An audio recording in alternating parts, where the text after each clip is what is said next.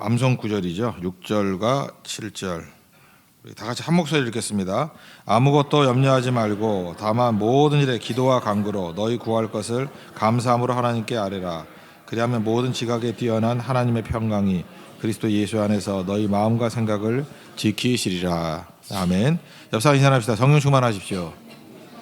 강하고 담대하십시오.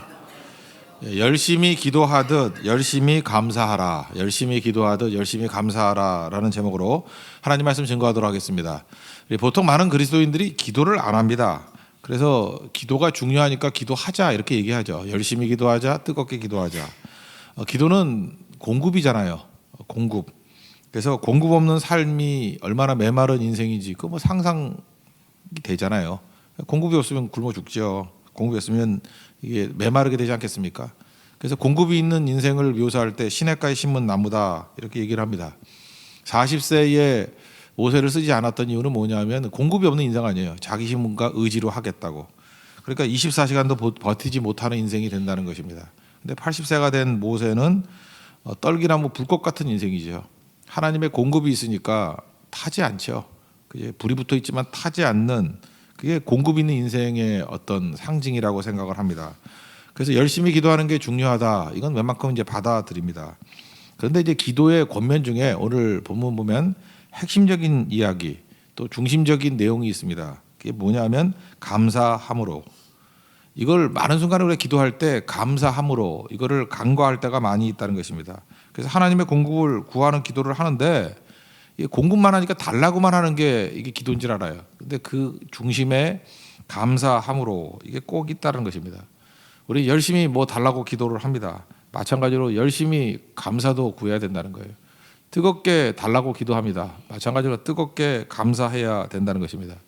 구할 때는 굉장히 구체적으로 구합니다. 근데 감사는 모호하고 두리뭉실 감사할 때가 있습니다. 이 감사도 구체적으로 명확하게 해야 될 필요성이 있다라는 것입니다. 왜 기도할 때 감사가 중요할까? 이유는 두 가지 차원에서 생각할 수 있죠. 공급하시는 하나님의 입장에서 감사가 중요할 수 있고요. 또 구하는 우리 입장에서 감사가 중요할 수 있다는 것입니다. 한번 상식적으로 한번 생각을 해보자는 거예요. 첫 번째로는 공급하시는 하나님 입장에서 우리가 감사할 때 이게 필요한 이유가 뭐냐? 우리가 감사할 때 하나님께서 마음껏 축복하실 수 있고 마음껏 공급하실 수 있다라는 것입니다. 한번 생각을 해보자는 거예요. 우리 기도 응답이 더딘 이유가 무엇일까? 또 우리 기도 응답이 없는 이유가 무엇일까? 이미 받은 복에 대해서 감사가 없기 때문에 그렇습니다. 상식적으로 한번 생각해 보자고요. 우리가 누군가에게 도움을 받습니다. 그럼 반드시 감사를 표시해야 됩니다. 이거는 뼈대 있는 가문이라 그러면 100% 그렇습니다. 이거 가정교육의 기초예요. 감사를 가르치는 건 가정교육의 기초인데 요즘에는 교육을 잘 못 받아서 그런지 모르지만 모르는 사람도 있는 것 같아요. 감사 교육은 가정교육의 하여튼 기초, 출발이라는 것입니다. 근데 한번 생각해 보세요. 감사 뭐 줬는데 감사 없이 계속 달라고 할 때에 한번 그 주는 사람의 입장에서 생각해 보자고요. 감사를 모르는 사람을 돕는 거는 지쳐갑니다. 지금 인간적인 입장에서 한번 보자고요. 도와주는 것도 이게 쉬운 게 아니에요. 지쳐요. 주면서도 지친다고요. 그러니까 주는 분을 지치게 만든다는 게 얼마나 어리석은 일이겠습니까? 또 조금 더 시간이 지나면은 이렇게 감사를 모르는 사람을 계속 도와줘야 되느냐? 이러다가 이게 스포일 되는 거 아니냐? 이러다가 이 사람 버릇없게 만들고 망치는 거 아니냐라고 하면서 그 돕는 것에 대해서 약간의 의구심을 가져요. 왜냐하면 이게 돕는 게 아니라 얘를 망치는 게 아닌가. 그래서 벌써 속도가 줄어들거나 그러죠. 그러다가 마지막에 가서는 배은망덕함을 깨우치기 위해서 또 이 사람이 진짜 인간 만들기 위해서 궁극적인 행복을 위해서 공급을 중단해야 되겠다 이런 결정까지 내리게 된다는 것입니다. 인간관계 속에서 그렇죠. 이거를 하나님께 대입한다 그러면 뭐 딱 맞아떨어지게 그렇게 하지는 않겠지만 결과적으로 감사가 없으면 마지막에 가서는 공급이 중단된다는 거예요. 상식적으로 이해가 되시죠? 인간도 그러지만 뭐 인간도 이렇게 좋게 생각할 때 이 정도로 생각하잖아요. 하나님은 합력하여 선을 이루시는 분인데 우리의 유익을 위해서 뛰시는 분 아닙니까? 그러니까 하나님이 뭐 공급하다가 지칠 리는 없지만 어쨌든 간에 두 번째부터 맞는 것 같아요. 이러다가 얘가 스포일 되면 어떻게 되느냐. 그래서 의구심을 갖게 되고 하나님께서 다 알고 계시지만 그래서 조종을 하시겠죠. 그리고 마지막에 가서는 중단하실 거라고요. 왜? 그래야지 이 사람이 인간되고 뭐 인내와 연단 이런 거 가질 수 있기 때문에 그렇다는 것입니다. 그래서 이거 기초기 때문에 가정교육이 제대로 된 사람들을 보면 어려서부터 하여튼 이거 뭐 혼내가면서도 감사부터 배우는 거예요. 감사를 모르면은 모든 공급이 다 끊어지게 된다는 것입니다. 좀 성장하고 난 다음에도 이제 목회자들은 이게 많은 사람을 만나지 않습니까? 제가 말하는 건 이제 사회적으로 일 잘하는 사람을 성공이라고 그러고 잘 안 되거나 뭐 이런 사람을 실패라고 합시다. 그러면 성공적인 사람과 실패하는 사람의 결정적인 차이점이 뭐냐? 뭐 많이 있겠지만 굳이 한 가지만 얘기를 해 주십시오. 그러면 저는 느끼는 느낌으로는 그래요. 감사의 차이예요. 성공하는 사람들 중에서 감사에 대해서 인색한 사람 한 명도 없어요. 입술이 됐든 뭐 삶이 됐든 모든 것에서 그냥 저 사람은 감사하는 사람이야 이런 느낌이 올 정도예요. 그러니까 모든 일이 다 잘 되는 거예요. 왜 그렇습니까? 사람, 뭐 관계, 하나님 모든 부분에 있어서 공급이라는 공급이 다 오기 때문에 그래요. 세상에 다 오는 거예요. 세상이. 감사는 공급을 유지하게 만드는 힘이 있다니까요. 근데 감사가 없다는 얘기는 뭐죠? 그러지 않아도 사는 게 힘든데 이 도와주려는 것조차도 다 막아버리잖아요. 그리고 돕는 게 있다 할지라도 이 감사가 없는 사람은요 도와주는 게 그게 영원히 계속되는지 알아요. 그냥 한 번 있는 거는 당연한 걸로 여겨. 당연하게 여기니까 감사가 없지. 얘기 있잖아요. 도와준 사람이 지친다니까. 저렇게 도와줘도 저 모르니 힘들다, 지친다. 인간은 그렇고 조금 생각하면은 저가 스포일 되는 거 아닌가 의구심이 생기고 결국에 가서는 시간 문제예요. 시간의 차이점이지 공급이 다 중단되게 된다는 것입니다. 그러니까 인생이 피폐해지게 된다라는 거예요. 예수님도 이거 비슷하게 말씀하신 적이 있죠. 배은망덕한 사람에 대해서 예수님이 슬퍼하시는 모습이 나옵니다. 누가복음 17장에 보면은 10명의 나병 환자를 고치는 얘기가 나오잖아요. 우리 스토리 다 알죠? 10명이 다 고침 받았는데 한 사람만 돌아왔습니다. 누가복음 17장 17절. 그때에 10사람이 다 깨끗함을 받지 않았느냐? 그 9은 어디 있느냐? 그 9은 어디 있느냐? Where are the other nine? 그죠? 그 9, the other nine. 9명 어디 있느냐? 예수님 분명히 이거 슬퍼하시잖아요. 감사가 없어가지고 여기서 그치지 않느냐. 그래서 그 다음부터 그 사람에게 공급이 사라져서 뭐 더 이상의 구원이 없죠. 근데 이 나병 환자가 병도 고치고 구원도 받게 되고 그 이후에 뭐 하나님의 축복이 계속해서 더 넘쳐나지 않았겠습니까? 이게 뭐 병 고치는 것에서 끝이는 게 아니잖아요. 사실 출발인데. 근데 그걸 다 놓치게 되더라는 것입니다. 그러므로 여러분 그릇을 크게 갖는다 그러는데 그릇이 뭐냐면 큰 그릇 만드는 마음이 감사예요. 그러니까 하나님께서 마음껏 축복할 수 있으려 그러면은 감사가 있어야 돼요. 그 하나님께서 마음껏 축복할 수 있죠. 감사가 없으면은 마음껏 못 하겠죠. 이거다가 스포일 되는 거 아니야? 뭐 이러는 거. 또 하나 계속 축복할 수 있는 사람이 되기 위해서는 감사가 있어야 돼요. 계속 못 하죠. 이러다가 이것도 망치는 거 아니야? 마음껏도 못 하고 계속도 못 하게 되잖아요. 그러니까 마음껏 축복할 수 있는 사람 감사해야 돼요. 계속해서 축복할 수 있는 사람 감사해야 돼요. 그리고 의구심 없이 고민 없이 축복할 수 있는 사람 감사해야 돼요.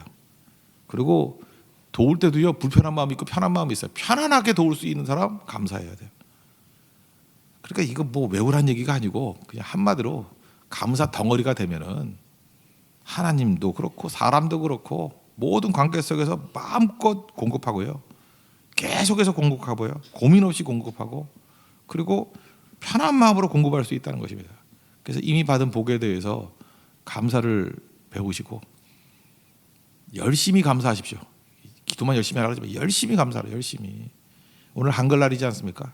감사 예를 든다 그러면 한글날 그 한글과 기독교 이거에 대해서 우리가 연관을 시킨다 그러면 사실은 한글은 이게 암클 그래가지고 굉장히 뭐 여자들이나 쓰는 걸 무시할 때 조선시대 때 그러면서 이게 천대받던 문자입니다. 근데 주시경 선생님 말에 의하면 한글이 그래서 암클 그래서 이렇게 무시하던 글이었는데 그거를 한글이라고 높임받는 말로 했잖아요. 한이라는 게 하나밖에 없다 그런 뜻이지만 크다는 뜻이잖아요. 대전 그러면 한밭 할 때 큰 글이란 뜻이에요. 큰 글. 그래서 우리 훈민정음을 이름을 지었어요. 한글이라고 주시경 선생이. 그러면서 말씀하시기를 한글이 이렇게 이름만 짓는다고 이렇게 고상해진 게 아니고 가장 큰 그 기여를 했던 게 성경이라는 거예요. 성경을 한글로 번역을 했잖아요. 그래서 비로소 한글이 이 한글로도 사상을 담을 수 있고 믿음을 담을 수 있고 비전을 담을 수 있는 그런 글이 됐다. 사실은 한글의 역사하고 성경의 역사하고 같이 가는 거예요. 굉장한 거죠. 그러니까 오늘 한글날 같으면 교회에서는 뭘 해야 되겠어요? 하나님 한글 성경 주신 것에 대해서 감사합니다.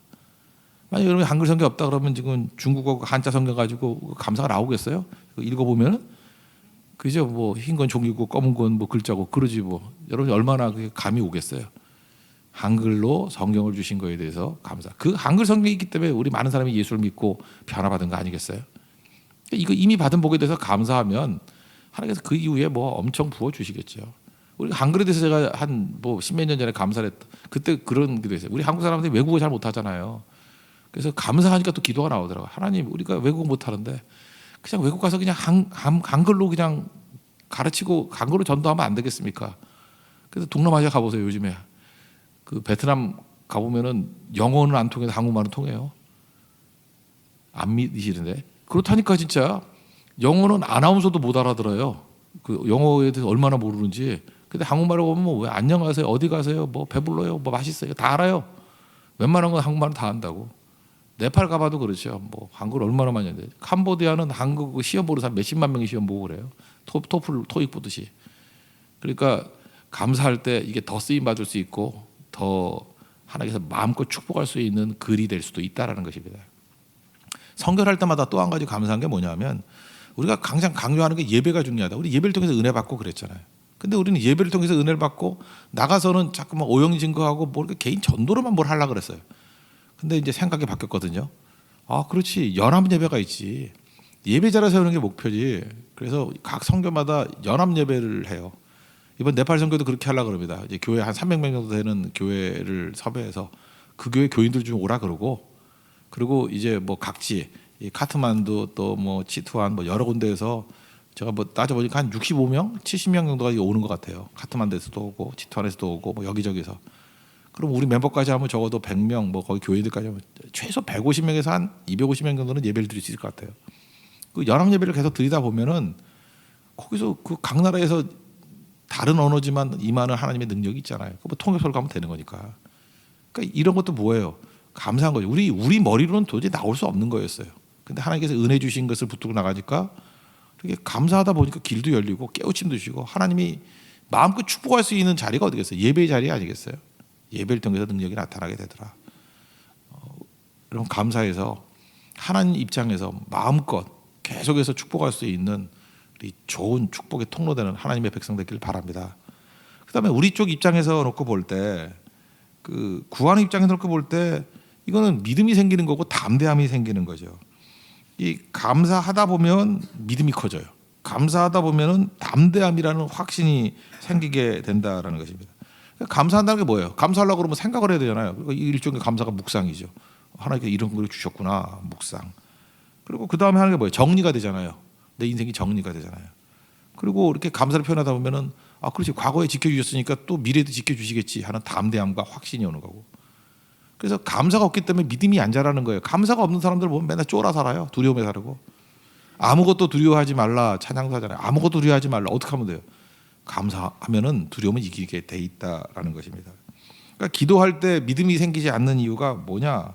항상 원함만 주니까 그래요. 그러니까 여러분 기도할 때 원점에서만 하는 거죠. 감사 없이 그냥 뭐 달라 이렇게 기도만 해보면 하나님이 주실까 안 주실까 의구심 생기고 될까 안 될까 걱정 근심 생기고 그렇죠. 그 왜 그래? 의심 걱정 근심 이런 게 왜 생기는 거예요? 맨날 달라고만 그러니까 이거는 뭐 확률적으로 볼 때 반반이잖아요. 줄 수도 있고 안 줄 수도 있고 맨날 그러고 살아가니까 이게 확신이 생길 리가 없지 않습니까? 그런데 기도의 중심에 감사가 있다니까요. 이미 받은 복에 대해서 감사하는 거예요. 그럼 이미 받은 복을 묵상할 거 아니에요.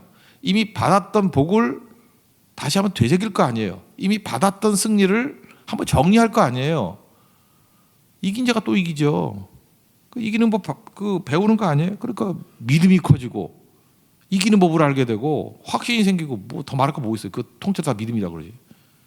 그래 다음 되는 거예요. 다윗이 그랬잖아요. 다윗이 감사하는 사람이었잖아요. 골리앗 앞에 섰을 때 뭐라 그럽니까? 사무엘상 17장 37절 보니까 이 과거에 대한 감사 얘기잖아요. 사자의 발톱에서 곰의 발톱에서 건져내셨던 하나님 그러잖아요.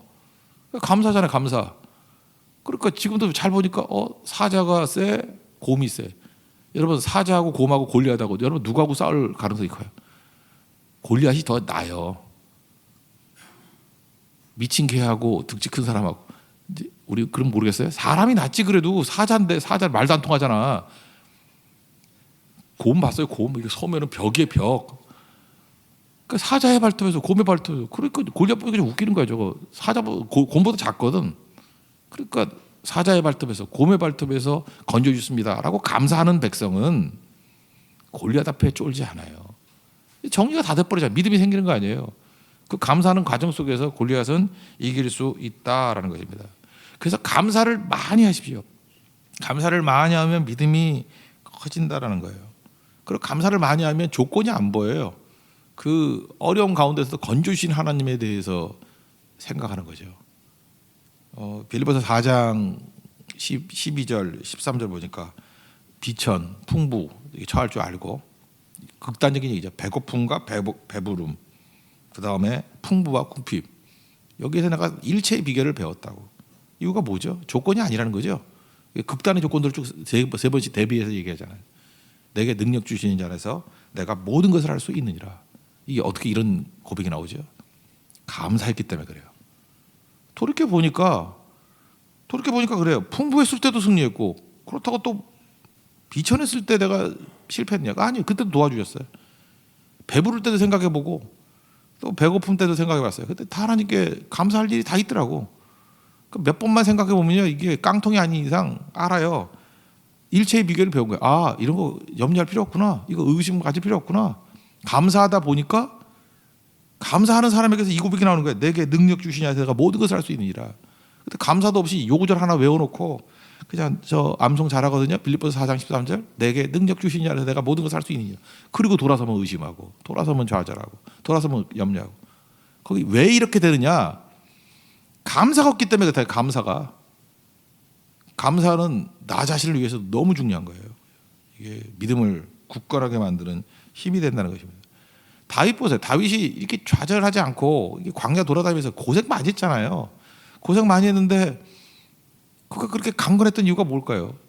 광야에서 기도와 찬송을 했다는데 기도는 뭐 달라 그러는 거일 수도 있지만 찬송은 감사 아니에요? 찬송이 내용이 다 감사지. 뭐 하나님께서 나를 지켜주시고 크신 하나님이 나에게 뭐 능력 주시고 그게 감사 아니에요? 찬송 이퀄 감사지. 감사. 그 힘이 다윗을 지탱하게 만드는 힘이 돼야 돼요. 사울은 다 가지고 있는데도 불구하고 감사가 없잖아요. 감사가 맨날 원망하고 뭐 왜 쟤한테 만만 나한테 천천 그러면서 그저 신경질이나 내고 감사가 없잖아요. 자기가 하나님께서 아무것도 아닌 존재에게 왕 시켜주고 뭐 부하들 붙여주고 주신 게 얼마나 많은데 사울이 감사했다는 게 있어요 거기에? 없잖아요. 그러니까 그는 두려움에 떨고 시기심에 떨고 뭐 무너지는 거겠죠.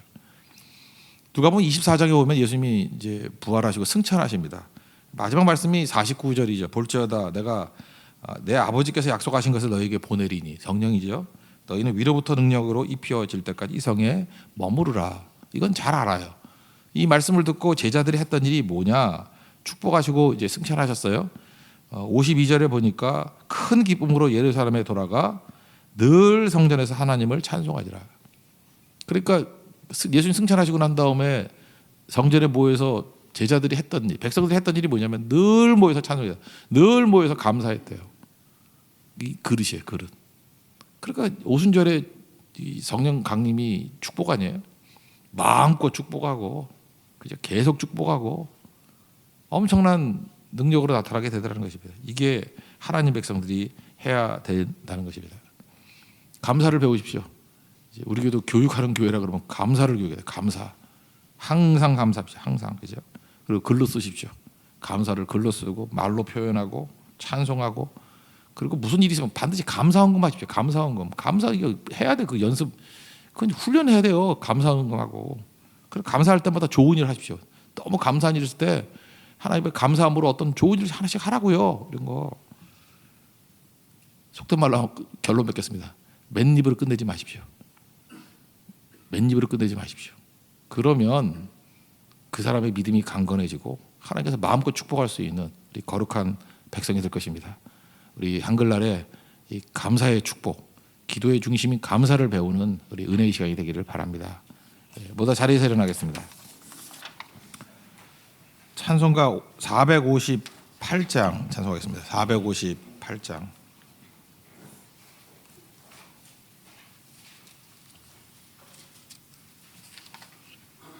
잠깐만, 내가 잘못 찾은 것 같은데.